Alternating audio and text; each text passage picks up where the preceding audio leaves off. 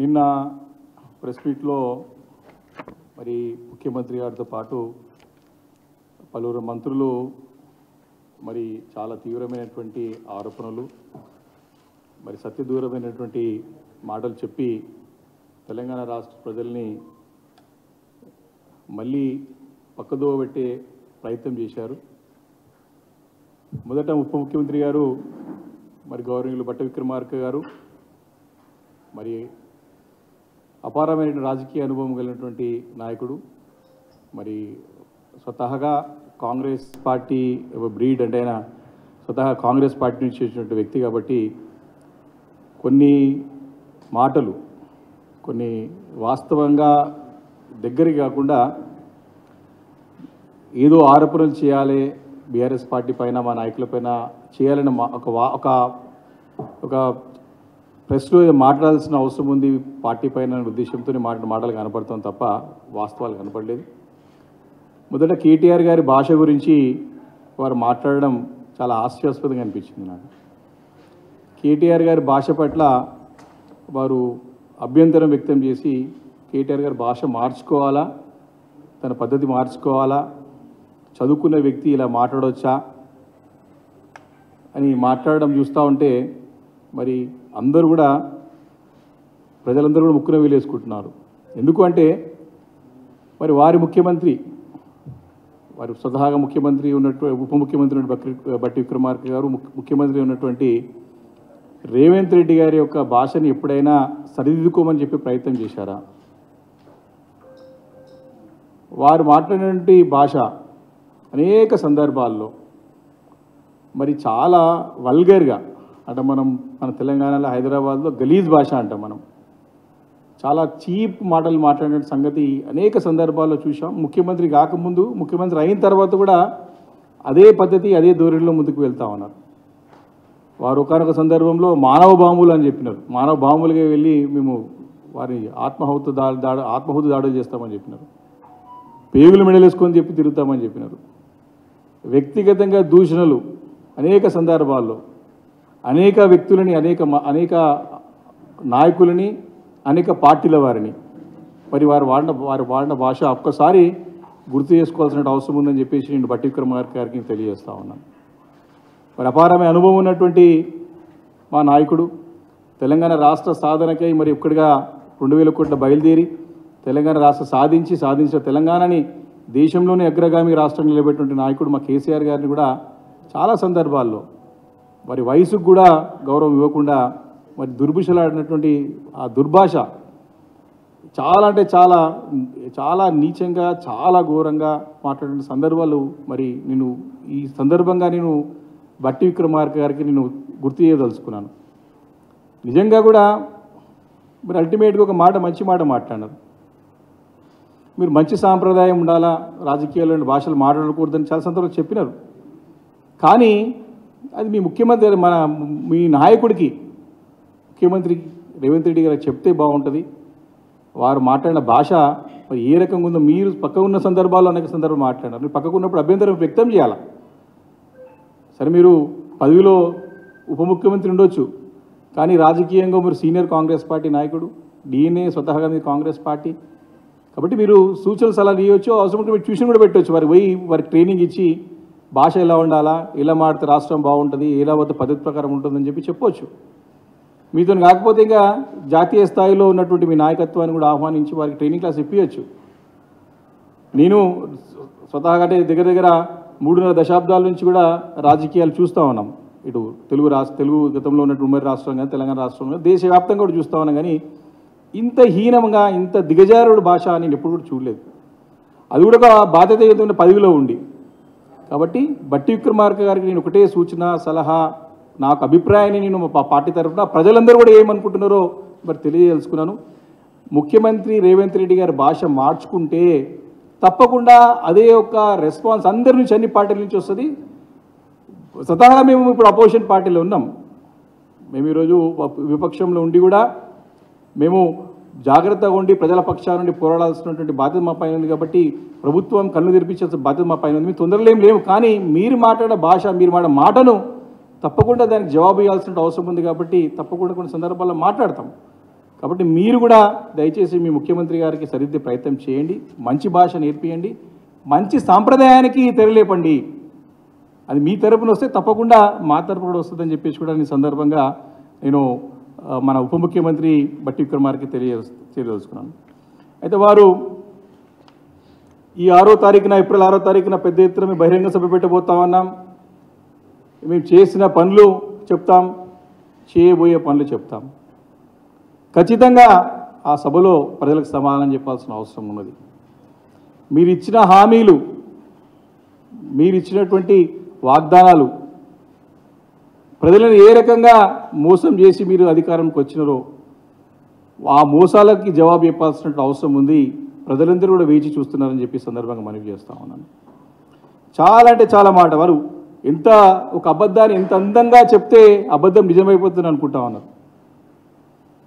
వారు మేము అధికారంలో రాగానే రైతు బంధు మీకు 10,000 ఏంది ఎకరానికి, మేము 15,000 ఇవ్వబోతున్నాం రైతు భరోసా పేరు మీద అని చెప్పినటువంటి పార్టీ కాంగ్రెస్ పార్టీ నాయకులు వీళ్ళందరూ కూడా ఈరోజు దాన్ని మరిచిపోయి మేము 3 ఎకరాల వరకు వేసినాం, 64 లక్షల మంది రైతులకు వేసినాం, సరిపోయింది, మేము 5 నెలల వరకు వేస్తామని చెప్పేసి ప్రజలని ఇంకా మోసం చేసే ప్రయత్నం చేస్తూ ఉన్నారు. మరి బట్టి విక్రమార్క గారు అంత అనుభవం గల నాయకుడు, వారికి గుర్తులేదా? మేము డిసెంబర్ 9th రాగానే ఖచ్చితంగా రైతు భరోసా పేరు మీద మీకు 15,000 ఇవ్వబోతా ఉన్నాం, 10,000 ఎందుకు తీసుకుంటారు మీరు ఎలక్షన్ ఉందని చెప్పిన సంగతిని గుర్తు చేస్తా ఉన్నాను బట్టి విక్రమార్క గారికి.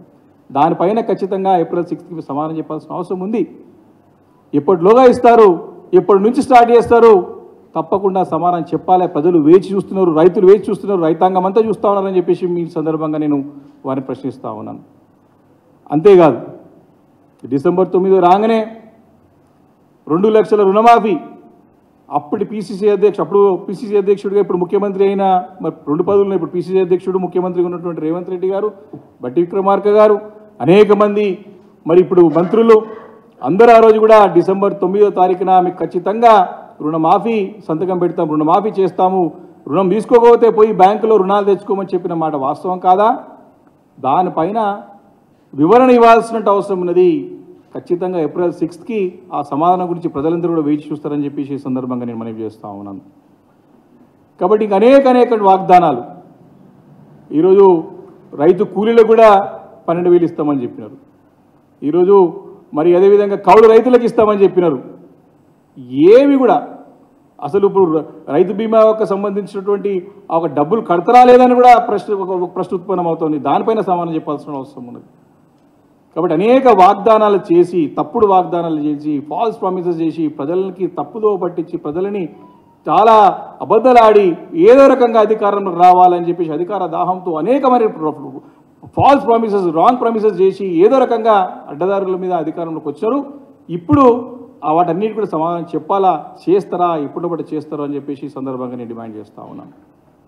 కాబట్టి ఈ రకంగా మరి బట్టి విక్రమార్క గారు మాట్లాడిన మాటలన్నిటి కూడా నేను ఖచ్చితంగా వారు ఏప్రిల్ 6th సమాధానం చెప్తారని చెప్పేసి మేము ఖచ్చితంగా వెయిట్ చేస్తూ ఉన్నాం. మాతో పాటు ప్రజలందరూ కూడా, తెలంగాణ రాష్ట్ర ప్రజానీకం అందరూ కూడా దీనిపైన వేచి చూస్తారని చెప్పేసి కూడా ఈ సందర్భంగా వారికి మనవి చేస్తున్నాను. వారు ఏమనంటే రాష్ట్రం అప్పుల్లో ఉన్నదని చెప్తారు. మొదటంతా కూడా అదే ప్రయత్నం చేశారు. మొదటి ఫేజ్ అంతా కూడా అసెంబ్లీ సమావేశాలు ఏర్పాటు చేసి ఆ 100 రోజుల్లో చేస్తామన్న వాగ్దానాలు ఏ రకంగా దాటివేయాలని ధోరణితో ప్రయత్నం చేశారో కేవలము అప్పులను చూపించి, ఆ బూచి చూపించి ప్రయత్నం చేసినారు. బట్టి విక్రమార్క గారు 5 సంవత్సరాలు లీడర్ ఆఫ్ అపోజిషన్ అక్కడ వాళ్ళు కాంగ్రెస్ పార్టీ లెజిస్లేటివ్ పార్టీ హెడ్గా లీడ్ చేసినారు. అనేక బడ్జెట్ సమావేశాల్లో వారు దీనిపైన సుదీర్ఘంగా చర్చించారు. రాష్ట్ర ఫైనాన్షియల్ యొక్క దాని యొక్క స్టేటస్ గురించి తెలిసిన వ్యక్తి మరి బట్టి విక్రమార్క గారు. ఆ రోజు తెలియదా మీకు? ఇవన్నీ ప్రామిసెస్ మేము ఫుల్ఫిల్ చేయలేము, ఎందుకు తప్పుడు అది కూడా 100 రోజుల్లో పట్టినాయని చెప్పేసి చెప్పినప్పుడు మీకు తెలియదా బట్టి విక్రమార్క గారిని ప్రశ్నిస్తూ ఉన్నాను. కాబట్టి ఈచ్ అండ్ ఎవ్రీథింగ్. కానీ ఏ రకంగా ప్రజలను ఆకర్షించి, ప్రజలను ఏ రకంగా మనం వారిని తప్పుదోవ పట్టించి అధికారం రావాలంటే ఏకైక లక్ష్యంతో పనిచేసి మీరు ఈరోజు ప్రజలకి తప్పుదోవ పట్టించి అధికారంలోకి వచ్చిన తర్వాత ముఖం చాటేస్తూ ఉన్నారు, తప్పుదోవ పట్టించే ప్రయత్నం చేస్తున్నారు, ఇంకా కూడా బదలాడుతూనే ఉన్నారు. మీ యొక్క మేనిఫెస్టోలో రైతు భరోసా 15,000 ఇస్తామని చెప్పినారు. ఏమైనా సీలింగ్ పెట్టారా? 3 ఎకరాలకే ఇస్తాం, 5 ఎకరాలకే ఇస్తాం, 5 నెలల్లో ఇస్తామని చెప్పినారా? కాబట్టి ఇలాంటి అనేక తప్పుడు వాగ్దానాలు చేసి మరి చేసి అధికారంలోకి వచ్చినారు. దానికి ఖచ్చితంగా సమానం చెప్పాల్సిన అవసరం వారి పని ఉంది. రైతు బీమా ప్రీమియం కూడా కడతారా లేదా స్పష్టత ఇవ్వాల్సిందే కోరుతా ఉన్నాం. మేము ఒకటి రైతాంగం అంతా వెయిట్ చేస్తూ ఉన్నారు రైతు బీమా గురించి, రైతు బీమా ప్రీమియం గురించి. ఇప్పటికి కూడా కన్ఫ్యూజన్లో రైతులందరూ కూడా ఇప్పటికే చాలా ఎగ్గొట్టేస్తున్నారు. నీళ్లు లేక, కరెంటు లేక అనేక ఇబ్బందులు పడుతూ ఉన్నారు రైతులు. చాలామంది రైతులు చనిపోయినారు కూడా ఈ మధ్య కాలంలో. కాబట్టి రైతాంగం అంతా కూడా దీనిపైన వెయిట్ చేస్తున్నారు. కాబట్టి ఖచ్చితంగా దానిపైన సమానం చెప్పాల్సిన అవసరం ఉందని చెప్పేసి ఈ సందర్భంగా నేను మనవి చేస్తూ ఉన్నాను. మరి ముఖ్యమంత్రి గారు రేవంత్ రెడ్డి గారు వారి గురించి మనకు అందరికీ తెలుసు. అధికారం రాకముందుకు ఒక మాట, అధికారం వచ్చిన తర్వాత ఒక మాట. గతం నుండి కూడా వారికి అలవాటే. ఛాలెంజ్ చేస్తాడు, ఛాలెంజ్కి నిలబడాడు. నేను రాజకీయాల్లో ఉండనని చెప్పినాడు ఒక సందర్భంలో. కొడంగల్ ఎన్నికల్లో నేను శాసనసభ్యుడికి ఓడిపోతే నేను రాజకీయాల్లో ఉండను, రాజకీయ సన్యాసం తీసుకొని చెప్పినారు. సరే, అది పోయింది. వచ్చిన తర్వాత కూడా పదవి చేపట్టిన తర్వాత కూడా అధికార బాధ్యతాయుతమైన పదవిలో ఉండి కూడా ప్రజలని మళ్ళీ కూడా తప్పుదోవ పట్టించే ప్రయత్నం చేస్తున్నారు. ఫోన్ ట్యాపింగ్ విషయంలో మా యొక్క కార్యనిర్వాహక అధ్యక్షులు గౌరవనీయులు కేటీఆర్ గారు చాలా స్పష్టంగా చెప్పినారు. మీరు విచారణ చేస్తూ ఉన్నారు, విచారణ జరిపినాక దోషులు ఎవరైనా ఉంటే వారిని శిక్షించండి చట్ట ప్రకారము, విచారణ చేసుకోండి. లీకు వీరుడు కాదు. మీరు నిజంగా అయినటువంటి ఈ యొక్క తప్పు జరిగి ఉంటే దానిపైన విచారణ జరిపి చర్య తీసుకోమని చెప్పేసి ఓపెన్గా స్టేట్మెంట్ ఇచ్చినటువంటి నాయకుడు మా నాయకుడు కేటీఆర్ గారు. దానికి చేస్తే ఒకటి ఉండదు, చేస్తే చేయొచ్చు, చూసుకోండి, ఎంక్వైరీ చేసుకోండి అని చెప్పినారు. దాన్ని ఒప్పుకున్నట్టు తీర్పే ఇచ్చేస్తున్నారు. ఇక పోయి ఆ జైలుకి పోతారు, ఈ జైలుకి పోతారు అని చెప్పేసి. ఇంకా నీకు మీరే ముఖ్యమంత్రి, మీరే న్యాయస్థానాలు అవసరం లేదు, మీరే chief justice of Telangana state, అన్నీ మీరే అయిపోతారా? ఇక ఇది ఒక ప్రజలను మళ్ళీ ఒకసారి తప్పుదోవ, ఒక బాధ్యతాయుతమైనటువంటి ఒక రెస్పాన్సిబిలిటీ పొజిషన్లో ఉన్నటువంటి మరి రేవంత్ రెడ్డి గారు, ముఖ్యమంత్రి బాధ్యతతో చేపడుతున్న ముఖ్యమంత్రి గారు విచారణ జరుగుతున్న సమయంలో తీర్పునిస్తూ ఈ రకమైన మాటలు మాట్లాడడం మంచి పద్ధతి కాదు. ఆ ఒక పదవి గౌరవం కాపాడాల్సిన బాధ్యత వారిపైన ఉన్నది. ఈరోజు ముఖ్యమంత్రిగా ఉన్నారు వారు. విచారణ జరుపుకోండి, చర్య తీసుకోండి, నిజంగా ఏదైనా తప్పు ఉంటే శిక్షించండి, దాంట్లో తప్పు ఉందని తేలితే దాని పట్ల వాళ్ళు ఫైట్ చేయడానికి ఎవరైనా సిద్ధంగా ఉంటారు. కానీ అది కాకుండా ఈ యొక్క ఎలక్షన్ సమయంలో ఇచ్చిన హామీలన్నింటినీ కూడా ప్రజలు అడుగుతూ ఉన్నారు, ప్రజలు నిలదీస్తూ ఉన్నారు. దీని పట్ల దృష్టి మళ్లించడానికి, అటెన్షన్ డైవర్ట్ చేయడానికి చేసే ప్రయత్నంలో భాగంగా ఇది ఒక ప్రయత్నం అని చెప్పి చాలా స్పష్టంగా అర్థమవుతా ఉంది, చాలా క్లారిటీగా అర్థమవుతా ఉంది. తప్పకుండా మీరు చేసుకోండి, ఏదైనా చేసుకోండి. మరి దాన్ని ఖచ్చితంగా దాన్ని ఎవరు ఆపడానికి వీల్లేదు, ఆపం కూడా మీరు చేసుకోండి అని చెప్పేసి సందర్భంగా నేను మనవి చేస్తా ఉన్నాను.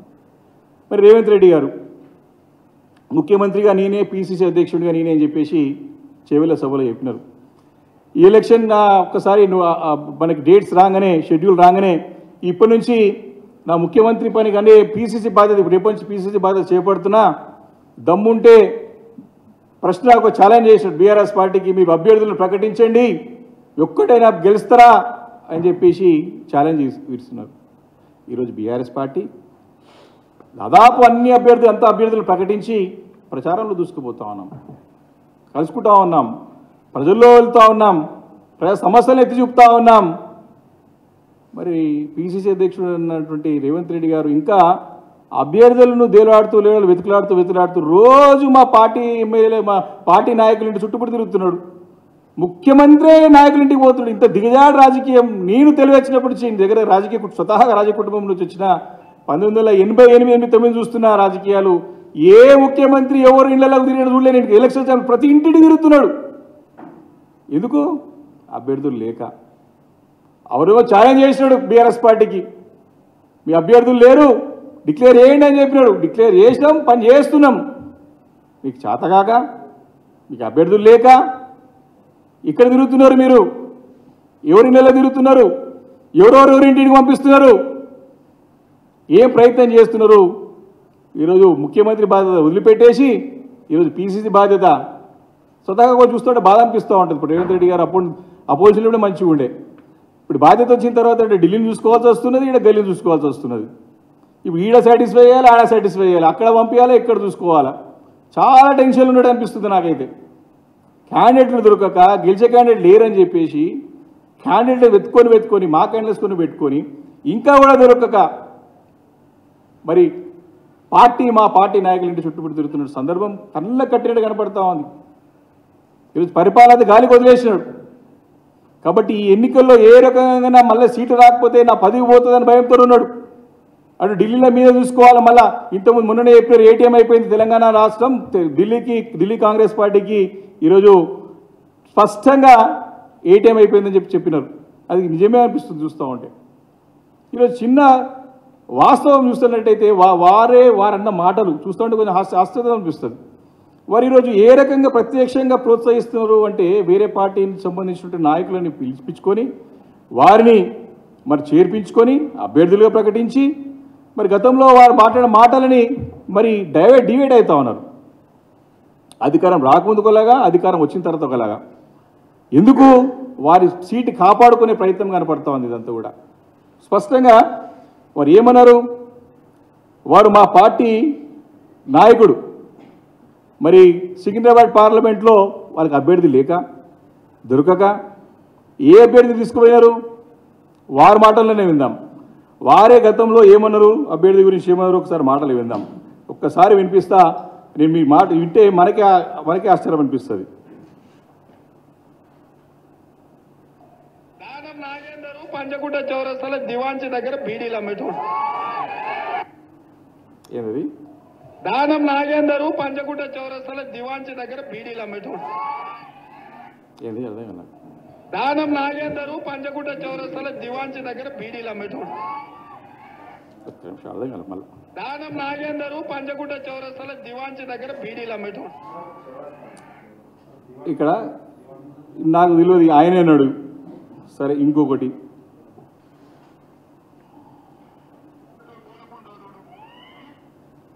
వాడు గుడ్లు అమ్ముకునేటోడు బోడగుండోడు. నువ్వు రాజీనామా చేయి వచ్చి సేవల్లో నా మీద పోటీ చేద్దాం. ఒరే సన్నా చూడ నువ్వు తాడా పొంగరం రా, నువ్వు ఉంటావో ఊడుతావో తెలియదు. అర్థం కాదు మళ్ళా. వాడు గుడ్లు అమ్ముకునేటోడు బోడగుండోడు. నువ్వు రాజీనామా చేయి వచ్చి సేవల్లో నా మీద పోటీ చేద్దాం. ఒరే సన్నా చూడ నువ్వు తాడా పొంగరం రా, నువ్వు ఉంటావో ఊడుతావో తెలియదు. ఎవరు అర్థమైతే వాడు గుడ్లు అమ్ముకునేటోడు బోడగుండోడు. నువ్వు రాజీనామా చేయి వచ్చి సేవల్లో నా మీద పోటీ చేద్దాం.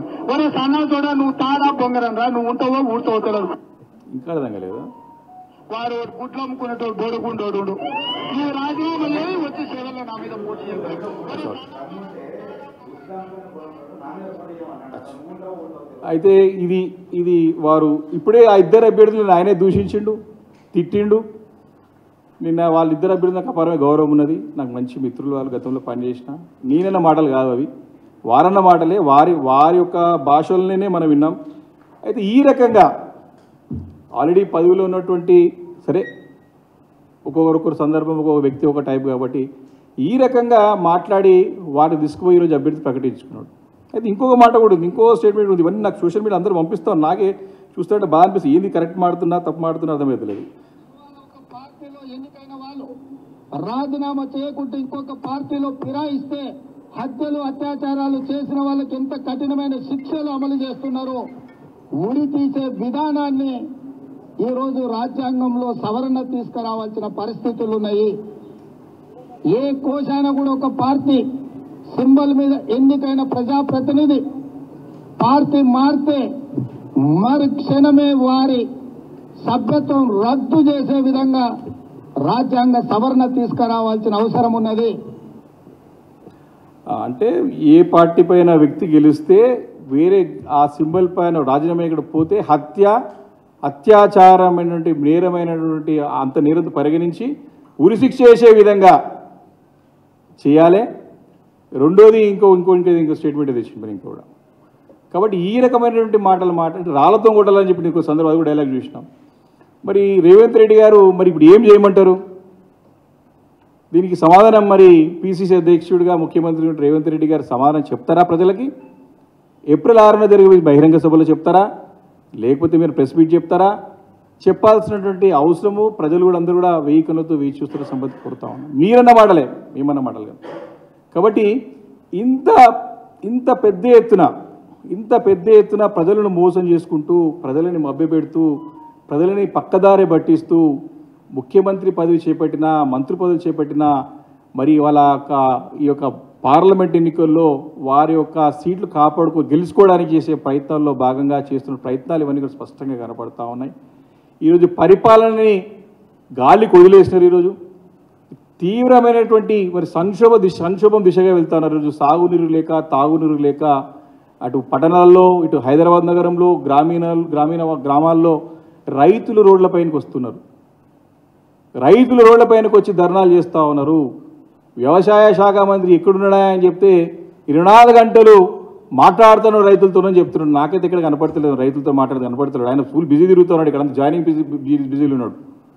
రైతులకి వ్యవసాయాలు అన్ని పొలాలు ఎండిపోయి ఇబ్బంది పడుతూ ఉంటే వారిని ఆదుకునే పరిస్థితి లేక, వారికి ధైర్యం చెప్పలేక, వారికి భరోసాని ఇవ్వలేక ముఖం తప్పించుకొని తిరుగుతున్న ఈ మంత్రులు, ఈ కాంగ్రెస్ పార్టీ ముఖ్యమంత్రి వీళ్ళందరని చెప్పి మనం చేస్తున్నాం. రేపు నుండి మరి మా అధినేత కేసీఆర్ గారు మరి క్షేత్రస్థాయిలో వెళ్ళి పరిశీలిస్తా అని చెప్పేసి బయలుదేరుతూ ఉంటే మరి ఈరోజు రేపు ఏదో సమీక్ష పెట్టినట్టు తెలుస్తూ ఉంది. సాగునీరు పైన, తాగునీరు పైన, ఆ యొక్క పవర్ పైన అర్థమవుతా ఉన్నది. కాబట్టి దీన్ని ఇమీడియట్గా ఆన్సర్ చేయాల్సిన అవసరం ఉన్నది. అనేక వాగ్దానాలు చేశారు మీరు, వాగ్దానాలన్నీ కూడా అన్ని ప్రామిసెస్ చేసినారు, దాన్ని ఏం నిలబెట్టుకోలేకపోగా ఈ రకమైన క్రైసిస్ ఈరోజు క్రియేట్ అవుతుంది ఈరోజు తెలంగాణ రాష్ట్రంలో. ఈ యొక్క క్రైసిస్కి సమానం చెప్పాల్సిన అవసరం ముఖ్యమంత్రి పైన, ప్రభుత్వం పైన ఉందని చెప్పేసి సందర్భంగా నేను మనవి చేస్తాను. ఈరోజు హైదరాబాద్ నగరంలో కూడా వాటర్ క్రైసిస్, చాలా తీవ్రంగా వాటర్ క్రైసిస్ వచ్చి ప్రజలు బోర్డులో పెట్టుకొని మాకు ట్యాంకర్లు కావాలని చెప్పేసి ధర్నాలు చేస్తున్నారు హైదరాబాద్ నగరంలో. ఇది మార్చి నెల, ఇది ఇంకా ఏప్రిల్ మే ఇంకా ఎండ స్టార్ట్ కానే లేదు. ప్రజలందరూ కూడా రోడ్లపైనకి వచ్చేసి మాకు ట్యాంకర్లు కావాలి, మరి ఈరోజు వాటర్ క్రైసిస్ హిట్స్ హైదరాబాద్ అని చెప్పేసి క్లియర్గా మరి మనకొండలో ఫ్లాట్ ఓనర్స్ అందరూ కూడా ప్రొటెస్ట్ చేస్తూ ట్యాంక్ మాకు సప్లై కావాలని చెప్పేసి మరి పెద్ద ఎత్తున ధర్నాలు చేసే ఫోటోలు మనకు స్పష్టంగా కనపడతా ఉన్నాయి. మరి అదే కాకుండా మొత్తం తెలంగాణ నుంచి తెలంగాణకు మరి నీటి ముప్పు పొంచి ఉన్నది. పట్టణాల్లో తాగునీటి సంక్షోభం ఏర్పడబోతా ఉందని చెప్పేసి మరి చాలా సందర్భాల్లో చూస్తూ ఉన్నాం. దీనిపైన ఎక్కడ చర్యలు తీసుకుంటే కనపడతలేదు. మరి గడిచిన 8 సంవత్సరాలలో 10 సంవత్సరాలలో ఎక్కడ కూడా సాగునీరు తాగునీరుకి ఇబ్బంది కాకుండా చక్కగా మరి నీటి సరఫరా చేసి ప్రజలతో మమేకం, ప్రజలకు ఏ ఇబ్బంది ఉన్నా దూరం చేసినటువంటి బాధ్యత ప్రభుత్వం, మా ప్రభుత్వం ఉండే. వీళ్ళు వచ్చి 3 నెలలు 4 నెలలు కూడా కాలేదు. మరి ఇక్కడ రైతులు రోడ్లపైన వస్తూ ఉన్నారు, ప్రజలు తాగునీరు కావాలని రోడ్లపైనకి వస్తూ ఉన్నారు. మరి గడిచిన 10 సంవత్సరాలుగా ఖైరతాబాద్ జలమండలి దగ్గర ఏ ఒక్క ఖాళీ బిందులు, ఖాళీ గుండెల ప్రదర్శన కాలేదు. మీరు ప్రభుత్వాన్ని కోరుతా ఉన్న ఆ బాధ్యత, ఈ మున్సిపల్ శాఖ సంబంధించిన బాధ్యత ముఖ్యమంత్రి గారి దగ్గర ఉంది. కాబట్టి తక్షణం ఈ రాజకీయాలను పక్కన పెట్టి రాజకీయాలు చేసుకోండి, కానీ ప్రజలకి ఇబ్బంది పడుతున్న ఇబ్బందాన్ని గమనించి దానిపైన ఇమీడియట్గా సమీక్షించి ఇటు తాగునీరుకు హైదరాబాద్ నగరంతో పాటు అన్ని పట్టణ ప్రాంతాల్లోని గ్రామీణ ప్రాంతాలతో పాటు సాగునీరు కూడా రైతులకు అందించే విధంగా చర్య తీసుకోవాల్సినటువంటి అవసరం మీ పైనుంది. మీరు గతంలో మరి బాధ్యత లేదు కాబట్టి ఏది మాట్లాడినా నడిచింది. But now you are in responsible position, you are in answerable position. ప్రజలకు సమాధానం చెప్పేటువంటి బాధ్యతాయుత పదవిలో ఉన్నారు మీరు. తప్పకుండా దీని అన్నిటిపైన మీరు సమాధానం చెప్పాల్సిన అవసరం ఉంది అని చెప్పేసి నేను బీఆర్ఎస్ పార్టీ తరఫున నేను డిమాండ్ చేస్తా ఉన్నాను. బట్టి విక్రమార్క గారు ఏదైతే మాట్లాడినారో తప్పకుండా మీరేదైతే కోరుకుంటున్నారో, మంచి వాతావరణంలో రాష్ట్రం ఉండాలని కోరుకుంటున్నారో, అది ఉండాలంటే తప్పకుండా మీ ముఖ్యమంత్రి గారు ఏదైతే మీ నాయకుడు ఎవరుతున్నారో రేవంత్ రెడ్డి గారికి తప్పకుండా వారికి జ్ఞానోదయం చేయండి, ఆ దిశగా అడుగులు వేయండి. తప్పకుండా అప్పుడు మీకు సమాధానం, తప్పకుండా అందరి నుంచి కూడా మంచి సమాధానం వస్తుంది, మంచి సహకారం వస్తుందని చెప్పేసి కూడా ఈ సందర్భంగా మనవి చేసుకుంటూ, చివరిగా మరి నిన్న మరో మంత్రి, వ్యవసాయ శాఖ మంత్రి తుమ్మల నాగేశ్వరరావు గారు కూడా మరొక మాట అన్నారు, 2-3 మాటలు అన్నారు. మరి గత ప్రభుత్వాల మనం లీలలు చూసినామని చెప్పేసి వారు మర్చిపోయినారు. మొన్నటి వారు కూడా బీఆర్ఎస్ పార్టీలో ఉన్నారు. మొన్నటి వారికి కూడా వారు మంత్రిగా పనిచేస్తే ఒక మంత్రిగా పనిచేసినారు. మరి వారు కూడా భాగస్వాములా మరి ఈ లీలలలో? చెప్పాలి కదా. అప్పుడు ఉన్నప్పుడు ఏమంటే మీరు నిజమైన నిక్కార్సైన నాయకుడు అయితే తప్పని చెప్పి బయటకు వచ్చి చెప్పాలి కదా. ఈరోజు పార్టీ మారినంత మాత్రాన గతంలో మరి తప్పులు జరిగాయని చెప్పడము మీ యొక్క వయసుకి మీ యొక్క అనుభవానికి మంచిది కాదది. మీకు మీకు అపారమైన అనుభవం ఉన్నది, తప్పకుండా అందరూ గౌరవిస్తారు. కేటీఆర్ గారు కూడా పెద్ద పెద్ద నాయకులు మాటలు మాడితే వారు విఘ్నతగా వదిలిపెడుతున్నారు తప్ప వారిని ఏమనలేదు. కానీ మీరు ఈ రకంగా గతంలో చేసిన మంచి పనులన్నింటినీ కూడా విస్మరించుకుంటూ ఈరోజు తప్పు జరిగాయని చెప్పేసి చేయడం బాధ అనిపిస్తున్నది. తప్పకుండా మీ యొక్క వయసుకు తగ్గట్టు మాట్లాడాలని చెప్పేసి నేను తుమ్మల నాగేశ్వరరావుని కోరుతా ఉన్నా. జీవితంలో మొట్టమొదటిసారి కేటీఆర్ గారిని వ్యవసాయ క్షేత్రంలో చూసినని చెప్పేసి అంటా అన్నారు. మరి గతంలో మీరు కలిసి ప్రయాణం చేశారు, అంతకుముందు కూడా ఉద్యమంలో పనిచేశారు. వారు అనేక సందర్భాలున్నాయి, ప్రజలతో మమేకమై అనేక సందర్భాల్లో అనేక వ్యవసాయ రంగమే కాదు అందరితో మమేకమై పనిచేసే సందర్భాలు ఉన్నాయి. కాబట్టి కేవలం ఆరోపణ చేయాలనే ఆరోపణ కాకుండా మీకు నిజంగా కూడా ప్రజలకు సమానం చెప్పండి. మేము ప్రశ్నిస్తాం తప్పకుండా. మా బాధ్యత ప్రజల తరపున ప్రజల ఎదుర్కొన్న సమస్యల పట్ల మేము గొంతుకనే మాట్లాడాల్సిన బాధ్యత రెస్పాన్సిబిలిటీ మా పైన ఉన్నది. మీరు ప్రజలకు సమానం చెప్పండి. కేవలం రాజకీయాల కోసమేకే మాకు సమానం చెప్పాలన్నట్టు మాటని మీరు పక్కన పెట్టి మీరు మంత్రులు కానీ మన ఉప ముఖ్యమంత్రి గారు కానీ ముఖ్యమంత్రి గారు కానీ ప్రజల దృష్టిలో పెట్టుకొని ప్రజల గురించి పనిచేయాల్సిన అవసరం ఉందని చెప్పి ఈ సందర్భంగా మనవి చేసుకుంటూ అందరికీ నమస్కారాలు. Thank you.